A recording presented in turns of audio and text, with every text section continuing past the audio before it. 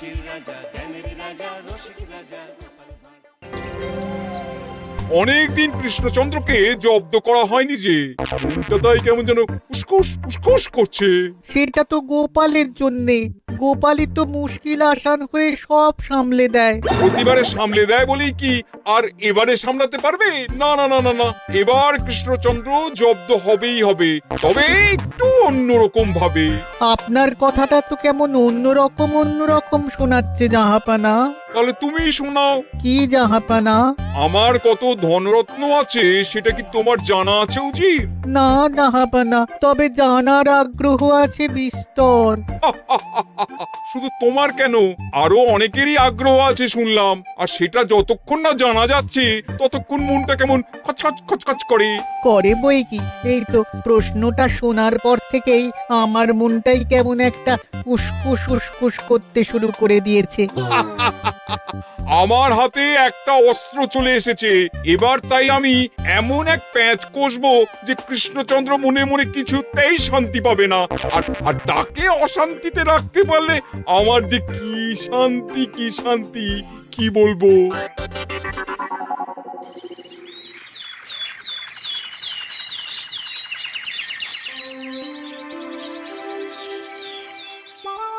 কি যে বলি, মানে এমন আমন্ত্রণ পেলে তো আর না বলা যায় না। যে আমন্ত্রণ পত্র পেয়ে আপনি এত উল্লসিত আনন্দিত, সেই আমন্ত্রণ পত্র কার মহারাজ? আমার অনুমান এই পত্র নিশ্চয়ই নবাবের। তোমার অনুমান একেবারে সঠিক রাজ্যতীষী। উমা, তাই বুঝি আপনি এত খুশি? সব দেখে শুনে আমারও তো খুব আগ্রহ জাগছে। সে তো জাগবেই, তবে আগে ভাগেই বলে না দিয়ে আমি দেখছি কার কেমন সব চিন্তা ভাবনা মাথায় আসে। খবর তো একটা আছেই মহারাজ, তবে কথাতেই আছে না, যত হাসি তত কান্না, তাই ভালোর বদলে খারাপটাই মনে আসছে যে বেশি করে। বোঝো ঠেলা, সবকিছুতেই খালি ঘেঁটে দেওয়া। সত্যি গোপাল, আজকাল যেন সবেতেই তুমি নেতিবাচক কথা বলো। এটাই তো গোপালের স্বভাব মহারাজ। সে যাই হোক, গোপালের অকর্মণ্যতা টের পেয়েই বোধ হয় নবাব শুধু আমাকে আর মন্ত্রীকে মুর্শিদাবাদে যাওয়ার নিমন্ত্রণ করেছেন। বেশ তো, ঘুরে আসুন না তবে, শুভস্য শীঘ্রম। তবে দরকার পড়লে এই ভাঙা কুলো গোপালকেই দরকারে লাগবে, কথাটা যেন খেয়াল থাকে মন্ত্রী মশাই।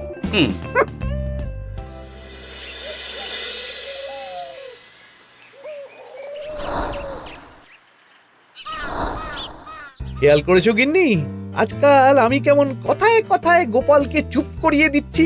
কেন গো, কি হলো আবার? হবে আবার কি, নবাব বাহাদুর আমাকে আর মহারাজকে নিমন্ত্রণ করেছেন তার খাস মহলে। ও শুনে যে আমার কি আনন্দ হচ্ছে। ও, তাহলে এই ব্যাপার। আস্তে গিন্নি আস্তে, নবাবের ধন সম্পদ দেখার শখ মহারাজের অনেক দিনের। আমি শুনেছি নবাবের ওই খাস মহলের ভেতরেই নবাবের গুপ্ত কক্ষ আছে, যেখানে নবাব হীরা জহরত এসব রাখেন। একা তো সেখানে যাওয়া যাবে না, তাই এই মহারাজকে নিয়ে তুমি মুর্শিদাবাদে যাবে? শুধু যাবো তাই নয়, নবাবের গুণকীর্তন করে তার মেজাজ এমন ভালো করব যে নবাব সেখান থেকে কিছু দান খয়রাত করে ফেলবেন আমাকে। তাই নাকি?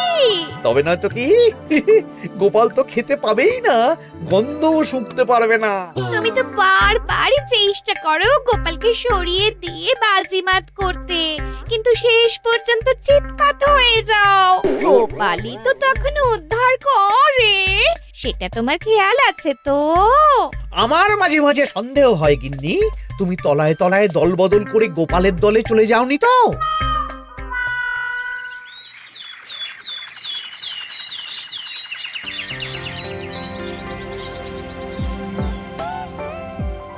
এবার বুঝলে তো দাদু, আমরা কিন্তু তোমারই দলে। ঝালে ঝোলে অম্বলে সব সময় তোমার সঙ্গে সঙ্গে থাকি। তাই যখনই পাই তখনই তোমাকে সেবা করার সুযোগ হাতছাড়া করতে চাই না, কি বুঝলে? তাই বলে পড়া ছেড়ে তোরা এখন দাদুকে হাওয়া করছিস? তুমি বুঝবে না দিদা, দাদুকে শুতে বসতে হাতে রাখলে লাভ আছে। সে তো বটেই। আর তুমি বা শুয়ে আছো কেন? তোমার কি কাজকর্ম কিছু নেই? হ্যাঁ, পড়ে পাওয়া 14 আনার ছুটি কাজে লাগিয়ে কদিন ভাবছি দিব্যি গায়ে হাওয়া লাগাবো, বুঝলে গিন্নি? আর আমরা এসে সেটাই করে দিচ্ছি। সে তো দেখতেই পাচ্ছি। তা ছুটিটা কি শেষ শুনি? ওদিকে মহারাজ আর মন্ত্রীমশাই নবাবের কাছে গেছেন, তাই এদিকে আমি শুয়ে পড়েছি, এই আর কি। কথাতেই তো আছে, চাষি গেল ঘর, লাঙল তুলে ধর, তাই না গিন্নি? কথায় কথায় দাদু ভালোই দিয়েছে। কোথায় মহারাজ তোমাকে সঙ্গে করে নিয়ে যায়নি বলে তোমার আফসোস হবে তা নয়, উল্টে তুমি শুয়ে শুয়ে হাওয়া খাচ্ছ। আমার মন বলছে শুধু আমি নয়, নবাবও বাজাচ্ছেন ওদিকে। মহারাজ আর মন্ত্রীমশাইকে ঘটা করে কি আর এমনি এমনি ডেকে নিয়ে গেছেন সেখানে?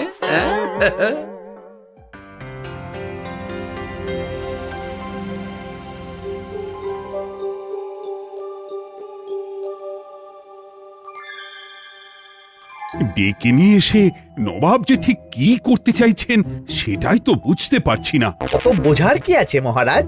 খাবো, শোবো আর গুপ্ত কক্ষে ঢুকে নবাবের সঞ্চয় দেখব, তাহলেই তো হবে। তাই কি আর হবে কে জানে। না না, জানতে তো আমাকে হবে। এখানে এসে তোমাদের কোনো অসুবিধা হচ্ছে কিনা সেটা আমাকে জানতে হবে না? আপনি কিচ্ছু ভাববেন না জাহাপানা, ব্যবস্থা সব করাই আছে। না না, এমনিতে কোনো অসুবিধে নেই, তবে একটা অস্বস্তি হচ্ছে বটে। আসলে মহারাজ বোধহয় মনে মনে ভাবছেন নবাব বাহাদুর নিশ্চয়ই তাকে ডেকে এনেছেন তার গুপ্ত কক্ষে কত মণিমাণিক্য ধন সম্পদ আছে সেটা দেখানোর জন্য। তাই নাকি? মানে এখানকার হিরে সেখানকার চুনি, অমুক দেশের পান্না তমুক দেশের মুক্ত। শুধু কি তাই, আরো কত কি। হ্যাঁ হ্যাঁ, সেগুলো যতক্ষণ না দেখতে পাচ্ছেন ততক্ষণ মহারাজ ঠিক স্বস্তি পাচ্ছেন না। এই যে কৃষ্ণচন্দ্রের যে আমার ধন সম্পদ দেখার প্রবল ইচ্ছে আছে সেটা আমার ভালো মতোই জানা আছে। তবে সবাইকে তো সবটা দেখাতে নেই, আর সবার জন্য সবটাও নয়, তাই না? তাই কি জাহাপনা? তাই গুপ্ত কক্ষের ভেতরে কি আছে সেটা না হয় না দেখাই থাক। না না, তোমরা বরং খানা পিনা করো গিয়ে, হ্যাঁ, বিশ্রাম নাও। উজিত তোমাদের খেয়াল রাখবে, কেমন? এই রে, এটা কি হলো? কি আবার হবে? তোমার পাল্লায় পড়ে মান সম্মান সব গেল। এর থেকে আমার কৃষ্ণনগরই ভালো।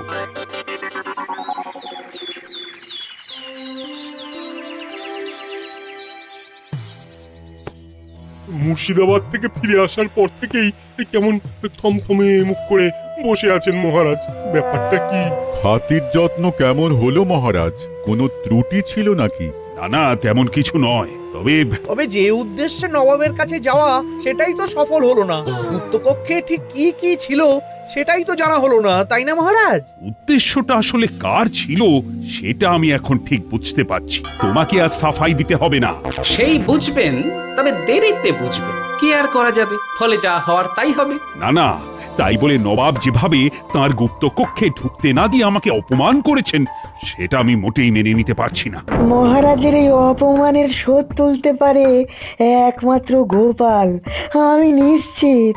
ঠিক বলেছেন, গোপাল যদি দেয় কোনো চাল তাহলেই নবাব হবেন নকল। না না, এর মধ্যে গোপালের ঢোকার কোনো দরকার নেই। এটা মহারাজ আর নবাবের ব্যাপার। তুমি চুপ করো, কে কোথায় ঢুকবে সেটা আমায় দেখতে দাও। এখানে আর দেখার কি আছে মহারাজ? নবাবের মুখের ওপর তো আর কিছু বলা যাবে না। তুমি বলো গোপাল, সুযোগ পেলে তুমি নবাবকে পাল্টা শিক্ষা দিতে পারবে কিনা? সুযোগ পাওয়া যায় না মহারাজ, সুযোগ তৈরি করে নিতে হয়। তাই আমি সুযোগ তৈরিও করব আর তার সদ্ব্যবহার করব। আর এটাও বলে রাখছি, নবাবকে নাকাল করে সুদে আসলে আপনার অপমানের বদলা নিয়ে তবে ছাড়ব।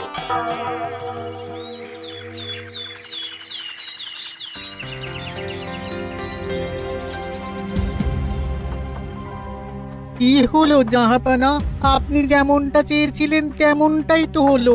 মহারাজ কৃষ্ণচন্দ্র মনের কথা মনেই চেপে রেখে মুখ চুন করে পালালো, তারপরেও আপনার মন ভালো নেই?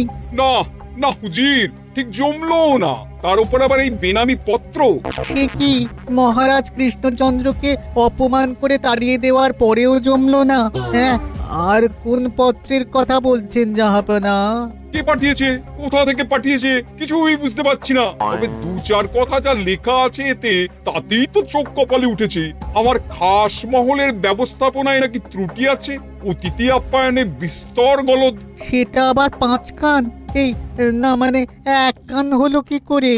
কানাকানি হোক বা না হোক, জানাজানি হতে কিন্তু দেরি নেই। নাও খালা সামলাও, এদিকে গোপালও এসে হাজির। এমনি এমনি কি আর এসেছি জাহাপনা? আসলে মহারাজ এসে আপনার খাস মহলে ছিলেন বটে, তবে যে শয্যায় মহারাজকে শুতে দেওয়া হয়েছিল সেটা ছিল অসমান আর শক্ত। তাই আমি ছুটে এসেছি আপনার এইরকম নিম্নমানের সামগ্রী আর ব্যবস্থাপনা দেখার জন্য। এখানে আবার দেখার কি আছে? সবাই তো জানে নবাবের ধন সম্পদের কথা, এবার না হয় আমি নবাবের দৈন্য দশার কথা জানাবো সবাইকে। এসব কি হচ্ছে কিছুই তো বুঝতে পারছি না। প্রথমে এই পত্র, তারপর গোপালের অভিযোগ এই মাত্র। না না না না, এই রকম হতেই পারে না। কি হতে পারে না জাহাপনা? আমার শয্যায় কোনো গলদ নেই, আর এটা শুধু তুমি চোখেই দেখবে না, একবার শুয়েও দেখবে। আজ রাতটা তুমি আমার খাস মহলেই কাটাবে, আর ওই শয্যাতেই শোবে। হ্যাঁ, এই রকম করবেন না জাহাপানা, গোপালকে বিশ্বাস নেই, কখন যে কি করে ফেলবে তখন দেখবেন মাথা চাপড়াতে হবে। তবে এটাও শুনে রাখো গোপাল, যে গুপ্ত কক্ষ আছে যেখানে হিরে জহরাত প্রসাধনী সামগ্রী ইত্যাদি প্রভৃতি রাখা আছে, তার দরজা কিন্তু কোনো মতেই খুলবে না। সত্যি কথা বলতে কি, সেই গুপ্তকক্ষ দেখার স্বাদ আমারও ছিল বটে, তবে কি আর করা যাবে, নবাব যেমন বলবেন সেটাই মেনে নিতে হবে। তবে মনটা আনচান করবে, এই আর কি। যাক, গোপালের মনের মধ্যেও অস্বস্তি ঢুকিয়ে দেয়া গেছে তাহলে। বাবা, ছুঁচ হয়ে ঢোকার সুযোগ পেয়েছি, এবার ফাল হয়ে বেরোবো।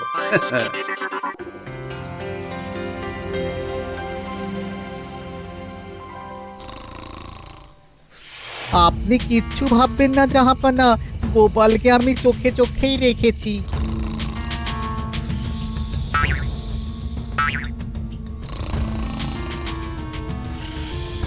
কিন্তু দেখে তো মনে হচ্ছে গোপালের শুতে কোনো অসুবিধা হচ্ছে। তা কি করে হয় জাহাপানা? অবশ্য কায়দা করে গোপালের মনে যে গুপ্ত কক্ষের ভাবনা ঢুকিয়ে দিয়েছেন, হতে পারে তার জন্যই সে আনচান করছে।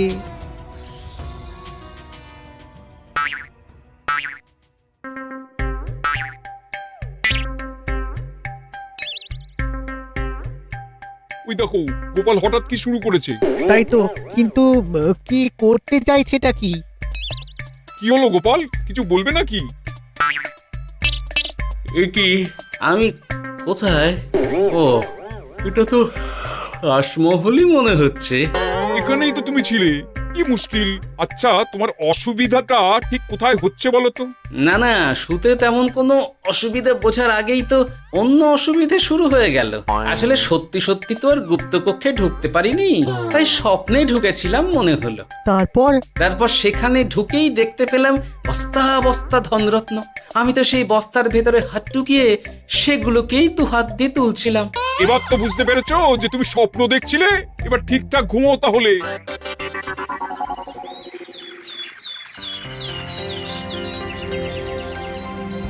কাল রাতে গোপাল আচ্ছা ঝামেলায় ফেলেছিল। কবে ফেলে না জাহাপানা? আমাকে নিয়েই আলোচনা চলছে মনে হচ্ছে। ভুল কিছু মনে হয়নি, সে যাই হোক। এখন বলো দেখি, খাস মহলের শয্যাটা কেমন ছিল কাল রাতে? সে আর কি করে বলি জাহাপনা, স্বপ্ন দেখার চক্করে ঘুমের দিকে তেমন মন দিতে পারিনি যে। গোপাল মানেই গোলমাল, আবার বাহানা দিতে শুরু করেছে। তাই বলছিলাম কি, আর এক রাত না ঘুমোলে ঠিক মতো বলতে পারবো না। বেশ তো, আর এক রাত থাকো না হয়, তবে আমারও একটা শর্ত আছে। আগের রাতে তুমি স্বপ্নের ঘরে যা কাণ্ড ঘটিয়েছো না, তাতে জাহাপানা খুব বিরক্ত, বুঝতে পারছো নিশ্চয়ই। বুঝেছি তো, তবে যে কোনো শর্তেই আমি খাস মহলে শুতে রাজি।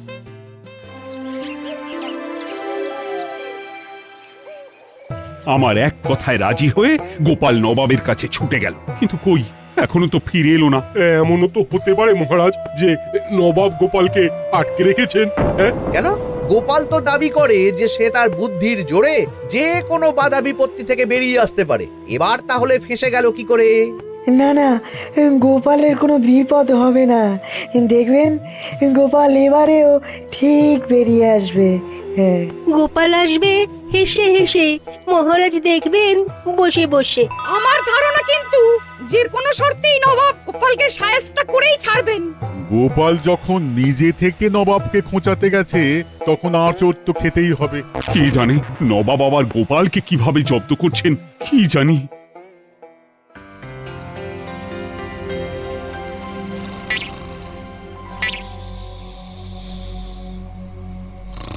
ব্যবস্থাপনায় কোনো ত্রুটি নেই জাহাপানা, তবে আজ গোপালকে না আচ্ছা জব্দ করা হয়েছে জাহাপানা।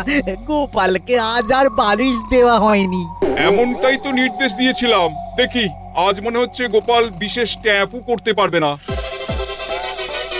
কিন্তু একি গোপাল যে আবার উসখুস করছে। তাই তো দেখছি। এক্ষুনি গোপালকে ঘুম থেকে ডেকে তুলে দিতে হবে, না হলে আজ আবার একটা অনিষ্ট করবে। না না, আজ আর কিছুই করতে পারবে না, বালিশই তো নেই।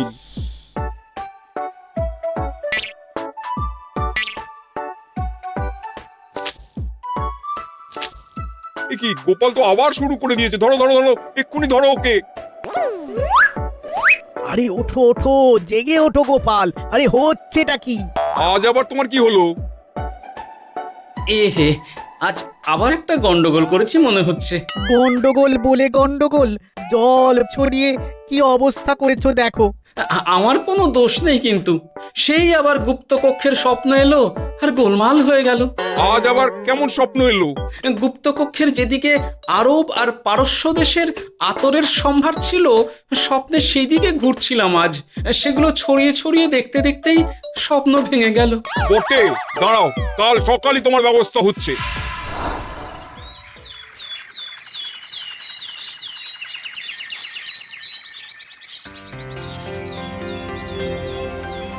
গোপালের বিদায় করার ব্যবস্থা পাকা হয়েছে তো উজির? কি যে বলেন জাহাপানা, আপনি কিছু করতে বললে আমি কি সেই কাজ ফেলে রাখি নাকি? কি ব্যবস্থা করলে শুনি?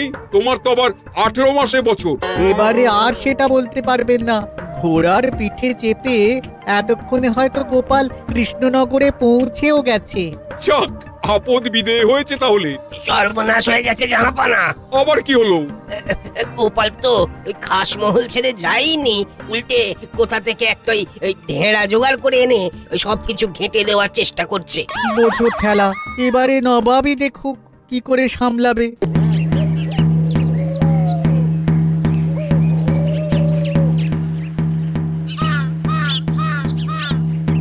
শুনুন শুনুন শুনুন। আরে আরে আরে, আরে কি শোনাচ্ছটা কি গোপাল? এখনো শোনাইনি, তবে শোনাবো শোনাবো ভাবছি।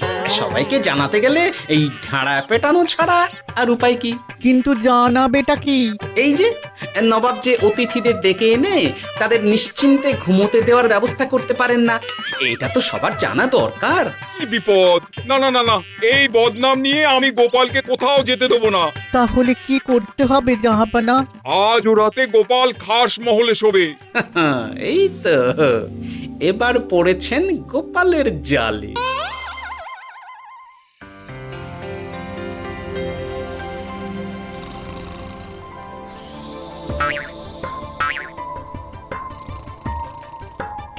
আজ গোপাল নিশ্চিন্তে ঘুমোবে। স্বপ্ন অস্বস্তি হওয়ার মতন কিছুই হবে না আজ। গোপালকে ভরসা নেই জাহাপানা, কখন যে কি করে ফেলে বলা তো যায় না। না না, আমি নিশ্চিত আজ আর কিছুই হবে না।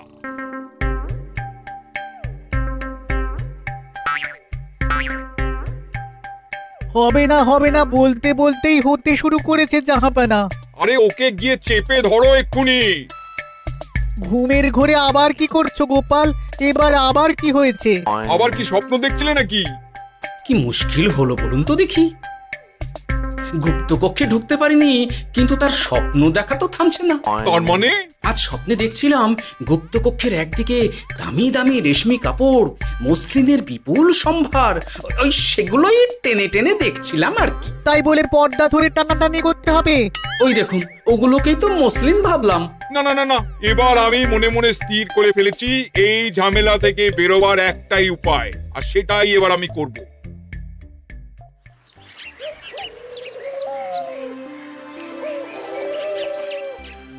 গোপালের ফিরতে কিন্তু এবার সত্যিই দেরি হচ্ছে। দেখুন, হয়তো গোপাল বেশি বাহাদুরি দেখাতে গিয়ে ফেসে গেছে। হেসে নয়, এই যে কেমন হেসে হেসেই এসেছি দেখুন। এই তো গোপাল ফিরে এসেছে। শুধু ফিরেই আসেনি, তার সঙ্গে আরেকটা সুসংবাদও নিয়ে এসেছি। হ্যাঁ, সেটা আবার কি? আমার প্যাঁচে পড়ে নবাব শেষ পর্যন্ত বাধ্য হয়েছেন গুপ্তকক্ষ খুলে দিতে, সঙ্গে কিছু উপঢৌকনও দিয়েছেন। ব্যাপারটা ঠিক কেমন করে কি হলো বলো দেখি। বলছি মহারাজ, নবাব বাহাদুর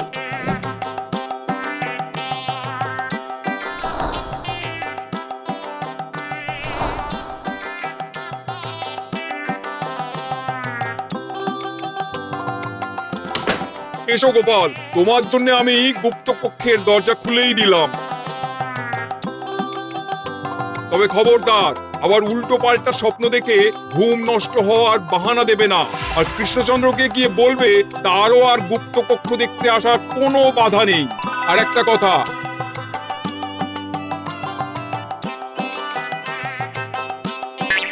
এইসব নিয়ে খুশি থাকো, তবে নবাবের খাস মহলের নিন্দে করে আবার ঢেঁড়া পিটিও না যেন। এমনিতেই সেই অভিযোগপত্র নিয়ে নবাব বাহাদুর চিন্তিত। সেই চিন্তা ঝেড়ে ফেলুন জাহাপনা, কারণ ওটা আমারই দুষ্ট বুদ্ধির ফল। অবস্থা বুঝে ওই ব্যবস্থা আমিই নিয়েছিলাম। হ্যাঁ, আগে হ্যাঁ। সাবাস গোপাল, তুমি তাহলে শেষমেশ যে কোনো উপায়ে নবাবকে মাথা নোয়াতে বাধ্য করলে। আপনাকে কেউ অসম্মান করলে আমি যে নিজেকে সামলে রাখতে পারি না মহারাজ। সত্যি গোপাল, তোমার তুলনা হয় না।